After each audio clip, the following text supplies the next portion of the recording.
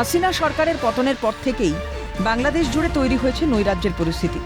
এই অবস্থায় পদ্মাপাড়ে ক্ষমতা দখলের লক্ষ্যে মরিয়া হয়ে উঠেছে বিএনপি সহ একাধিক রাজনৈতিক দল। এ নিয়ে পড়শি দেশের রাজনৈতিক দলগুলির মধ্যে কাদা ছোড়াছুড়ি শুরু হয়েছে। এই আবহে ৭১-এর মুক্তিযুদ্ধে জামায়াত ইসলামের ভূমিকা নিয়ে প্রশ্ন তুললেন বিএনপির সিনিয়র যুগ্ম সচিব রুহুল কবির রিজভী। বৃহস্পতিবার সিলেটে আয়োজিত একটি অনুষ্ঠানে বক্তব্য রাখতে গিয়ে নাম না করে তিনি বলেন, আপনারা কোন সেক্টর কমান্ডারের অধীনে যুদ্ধ করেছেন? সেই রাজনৈতিক দলকে বলতে চাই, ইসলামপন্থী সেই রাজনৈতিক দল, যে আপনাদের ৭১-এর ভূমিকা কি ছিল?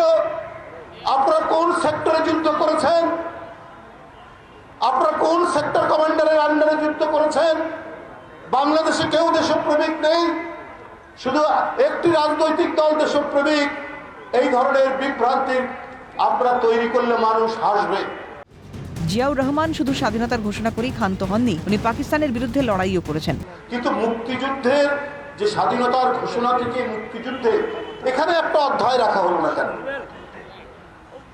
এখানে তো জিয়াউর রহমান তো শুধু মুক্তি স্বাধীনতার ঘোষণা দিয়েই ক্ষান্ত হননি, সাথে সাথে পাকিস্তানিদের বিরুদ্ধে লড়াই করেছেন। তার আরো দাবি, শেখ মুজিবুর রহমান স্বাধিকার আন্দোলন করেছেন, কিন্তু স্বাধীনতার জন্য বিশেষ কোনো ঘোষণা বা বিশেষ প্রস্তুতির কথা তিনি বলেননি। শেখ মুজিবুর রহমান স্বাধিকারের আন্দোলন করেছেন, সেটি একটি স্বাধীনতার জন্য একটি মাঠ প্রস্তুত হয়েছে।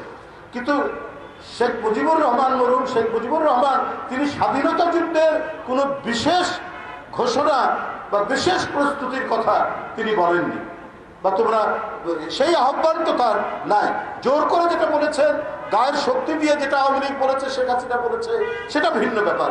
অর্থাৎ ৭১-এর মুক্তিযুদ্ধে বিএনপির প্রতিষ্ঠাতা জিয়াউর রহমানের অবদান যে কারো চেয়ে কোনো অংশে কম নয়, তা বোঝাতে চেষ্টার কোনো কসুর করেননি রুহুল কবির রিজভী। তার এই মন্তব্য নিয়ে উঠছে একাধিক প্রশ্ন। বাংলাদেশের ক্ষমতা দখলের জন্য কি সে দেশের রাজনৈতিক দলগুলির মধ্যে দ্বন্দ্ব শুরু হয়েছে? সেজন্যই কি নাম না করে জামাতকে আক্রমণ বিএনপি নেতা? ৭১-এর মুক্তিযুদ্ধে মুজিবুর রহমানের অবদানকে ভোলানোর প্রয়াস রিজভীর? প্রশ্ন রাজনৈতিক মহলে। ক্যালকাটা নিউজ।